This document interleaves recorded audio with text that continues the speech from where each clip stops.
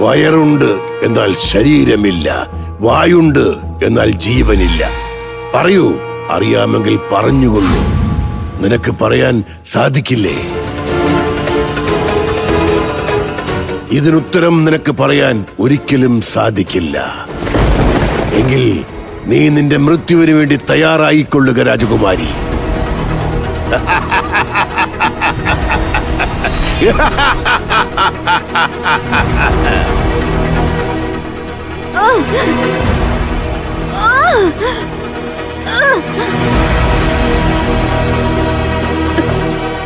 ഇല്ല, ഇവരിനി എന്തൊക്കെ പറഞ്ഞാലും നമുക്ക് ഉത്തരം കണ്ടെത്തിയേ മതിയാകൂ.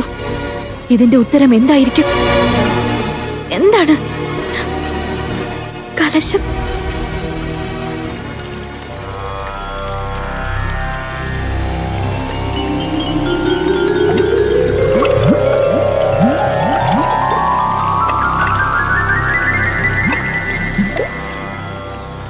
കലശം.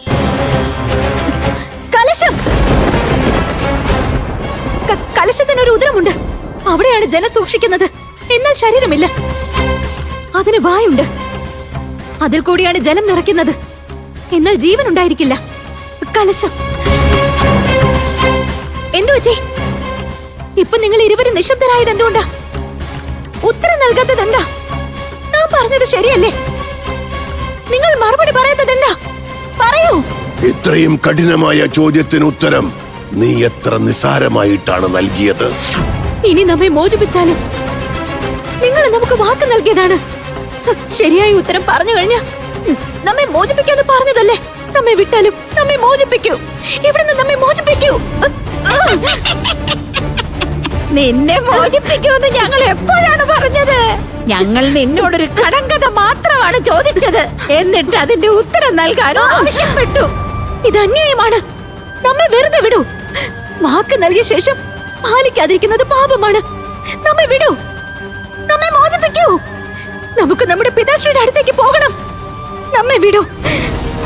നമ്മെ വിടാനാ പറഞ്ഞത്.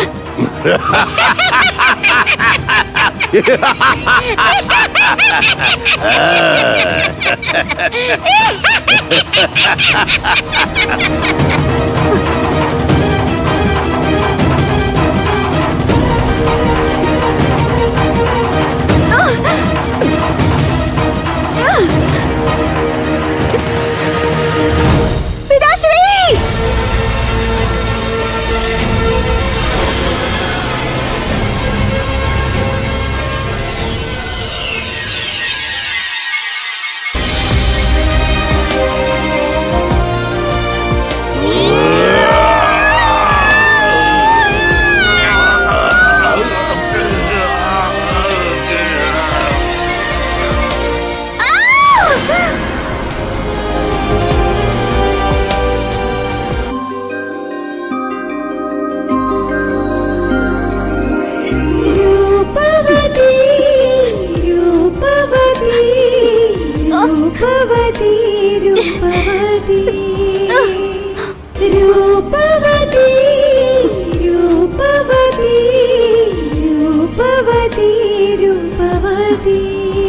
എന്തൊക്കെയാണ് ഇവിടെ സംഭവിക്കുന്നത്?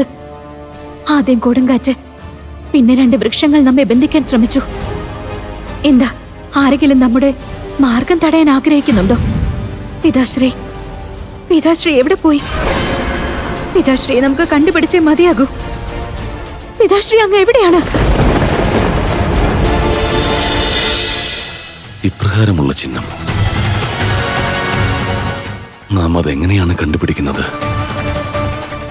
അല്ലയോ അതിദേവ, ഈ ചിഹ്നമുള്ള വ്യക്തിയെ നാം എങ്ങനെയാണ് കണ്ടുപിടിക്കുന്നത്?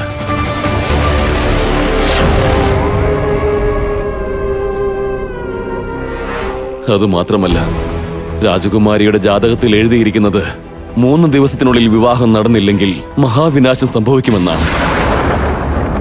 പിതാശ്രീ, പിതാശ്രീ നമ്മെ രക്ഷിച്ചാലും! പിതാശ്രീ, പിതാശ്രീ നമ്മെ രക്ഷിച്ചാലും! പിതാശ്രീ നമ്മെ രക്ഷിക്കൂ! പിതാശ്രീ, പിതാശ്രീ നമുക്ക് മൃത്യു സംഭവിക്കുന്നതാണ്. ഇതെന്താണ്? ഇത് രൂപവതിയുടെ ശബ്ദമാണല്ലോ. രൂപവതി ഇവിടെ എങ്ങനെയാണ് വന്നത്? പിതാശ്രീ നമ്മെ രക്ഷിച്ചാലും! പിതാശ്രീ നമ്മെ വേഗം രക്ഷിച്ചാലും! രൂപവതി! പുത്രി എവിടെയാണ് നീ? രൂപവതി എവിടെയാണ് നീ? നാം ഇതാ വരുന്നു. രൂപവതി! ഈ സമയത്ത് രൂപവതിക്ക് വിവാഹയോഗം നാം കാണുന്നില്ല. കഴിയുന്നത്രയും വേഗം അവളുടെ പട്ടാഭിഷേകം നടത്തുന്നതാണ് ഏറ്റവും ഉചിതം. രൂപവതി രൂപനഗരത്തിന്റെ ഭാവിയാണ്. രൂപവതി!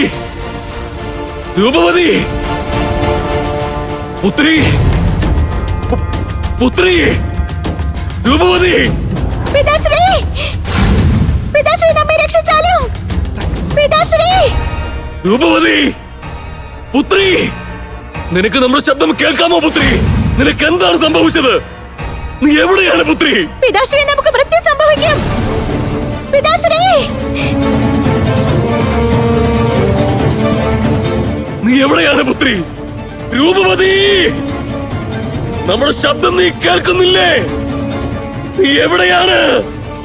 നീ എവിടെ?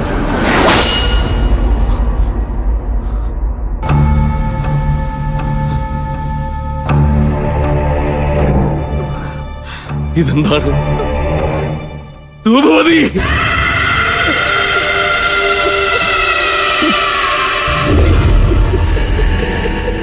രൂപവതി!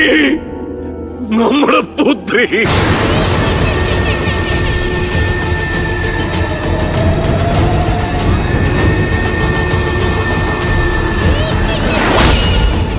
പിതാശ്രീ!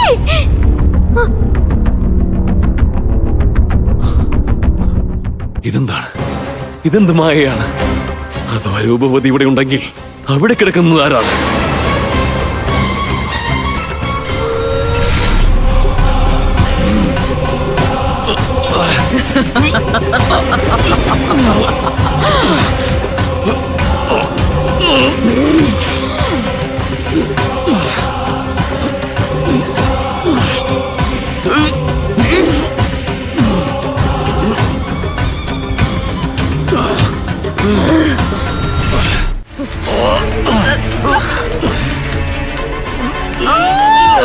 ചൂണ്ടില്ല, വലിക്ക്. ശക്തിയായിട്ട് വലിക്ക്. ഇന്ന് നാം നിന്നെ വെറുതെ വിടില്ല.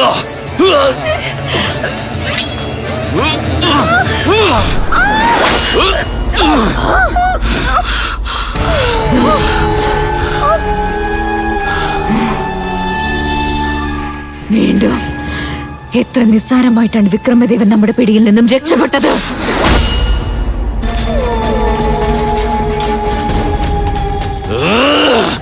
നിന്റെ പിതാവിനെ പോലെ നിന്റെ മൃത്യുവും നമ്മുടെ കരങ്ങൾ കൊണ്ട് സംഭവിക്കും ചോടില്ല. മായാവിയായ രാക്ഷസി!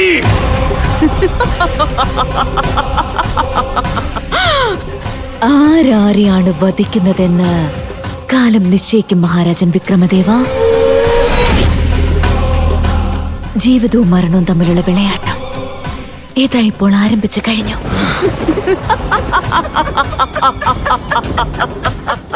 നീ എന്താണ് കരുതിയത്? നീ എന്താണ് കരുതിയത്? നിന്റെ ഈ നിസ്സാര ഭീഷണി കൊണ്ട് നാം ഭയന്നു പോകുമെന്നോ? നാം തിരികെ വരും. നാം ഇനി വീണ്ടും തിരികെ വരുന്നതാണ്.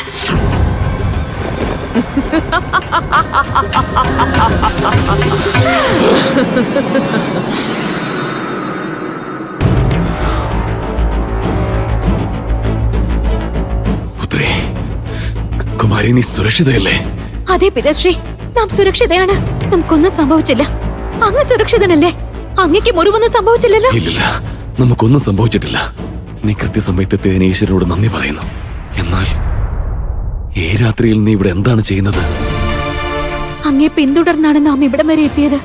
അഥവാ ഇന്ന് നാം ഇവിടെ വന്നില്ലായിരുന്നുവെങ്കിൽ എത്ര വലിയ അനർത്ഥം സംഭവിക്കുമായിരുന്നു. ഈ പ്രദേശം അല്പം പോലും സുരക്ഷിതമല്ല. വന്നാലും പിതാശ്രീ, വന്നാലും. നാം നിന്റെ ഭാവിയെക്കുറിച്ചുള്ള കാര്യങ്ങൾ അറിയാൻ വേണ്ടി വന്നതാണ്. എന്നാൽ നമുക്ക് മായാവികൾ കാരണം ആദിദേവന്റെ വാക്കുകൾ പൂർണ്ണമായും കേൾക്കുവാൻ സാധിച്ചില്ല. അതുകൊണ്ട് നമുക്ക് നിന്റെ സ്വയംവരം തടയാൻ സാധിച്ചേക്കില്ല പുത്രി. നാം ഇതാ വരുന്നു. രൂപവതി!